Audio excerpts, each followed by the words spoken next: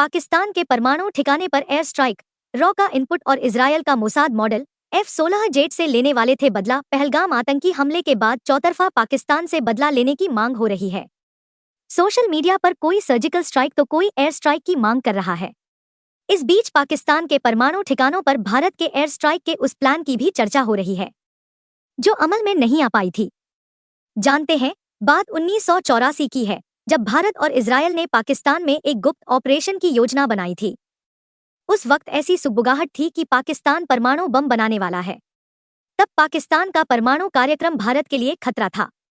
दरअसल 1965 में पाकिस्तान के तत्कालीन विदेश मंत्री और बाद में प्रधानमंत्री बने जुल्फिकार अली भुट्टो ने परमाणु बम बनाने की इच्छा जताई थी। उन्होंने कहा था कि पाकिस्तान चाहे उसे घास या पत्ते ही क्यों न खाना पड़े, परमाणु बम जरूर हासिल करेगा।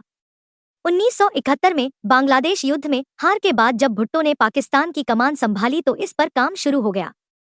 पहलगाम आतंकी हमले के बाद भारत ने जवाबी कार्रवाई में सिंधु जल समझौता रोक दिया, पाकिस्तानियों का वीजा रद्द कर दिया। पहलगाम हमले के बाद से लोग दुख और गुस्से से भरे हुए हैं। वह भारत से पाकिस्तान पर एयर स्ट्राइक जैसे किसी बड़े बदले की उम्मीद कर रहे हैं। जानते हैं 40 साल पहले की वह कहानी जिसकी चर्चा आज हो रही है। इजरायल का मोसाद मॉडल क्या था जिसकी चर्चा 1984 से 3 साल पहले 1981 के दौर में चलते हैं, जब इजरायल ने इराक के ओसिराक में इराकी परमाणु सुविधाओं को नष्ट कर दिया था। 7 जून 1981 को इजरायली वायुसेना सऊदी अरब, जॉर्डन और मिस्र जैसी 3 विरोधी देशों की सीमाओं में चीरते हुए इराक में दाखिल हुई और ओसिराक में निर्माणाधीन परमाणु संयंत्र को नष्ट कर दिया था।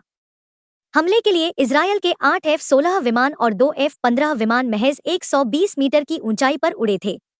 इन सबके बीच एक बात की चर्चा हो रही है कि क्या भारत भी इजरायल की खुफिया घातक जासूसी एजेंसी मोसाद के मॉडल को अपना सकता है ताकि पाकिस्तान को परमाणु ठिकानों को तबाह किया जा सके। ऐसी ही बात उस वक्त भी हो रही थी जब यह कहा जा रहा था कि भारत क्या पाकिस्तान के परमाणु प्रोग्राम को रोक सकता है। कहा जाता है कि इजरायल ने भारत को इस काम में मदद करने की पेशकश भी की थी और इसके लिए एक योजना भी तैयार की गई थी, मगर वह योजना लागू नहीं हो पाई। भारत और इजरायल के बीच औपचारिक राजनयिक संबंध 1992 में स्थापित हुए थे, लेकिन दोनों देश लंबे समय से एक दूसरे के संपर्क में थे। पाकिस्तान का परमाणु कार्यक्रम यूरोप और चीन से चुराई गई डिजाइनों और तकनीक पर निर्भर था। रॉ ने पाकिस्तान के परमाणु कार्यक्रम का पता लगा लिया। 1970 के दशक के अंत और 1980 के दशक तक यह कार्यक्रम परमाणु हथियार हासिल करने की दिशा में आगे बढ़ रहा था। यह भारत और इजरायल दोनों के लिए चिंता की बात थी। इसी बीच भारत को अपनी खुफिया agency research and analysis wing यानी रॉ से पता चला कि पाकिस्तान इस्लामाबाद के पास कहुटा में परमाणु हथियार बनाने की कोशिश कर रहा है।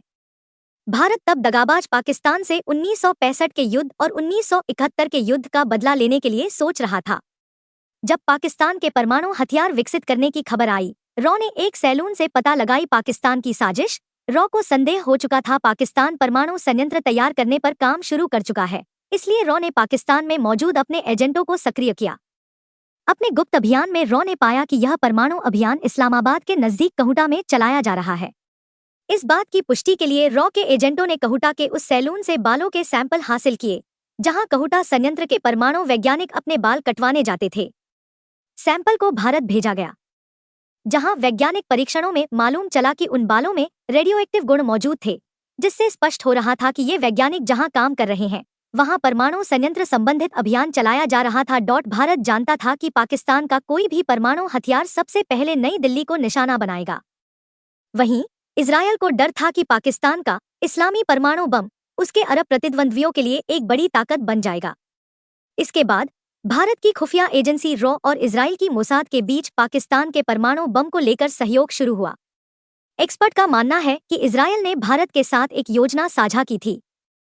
योजना यह थी कि दोनों देश मिलकर पाकिस्तान की परमाणु फैसिलिटी पर हमला कर उन्हें नष्ट कर देंगे। फिलहाल आज के इस वीडियो में बस इतना ही। आपको हमारी ये जानकारी कैसी लगी, अपनी राय हमें कमेंट करके जरूर बताएं। साथ ही हमारे इस चैनल यूनाइटेड हिंद को सब्सक्राइब जरूर करें।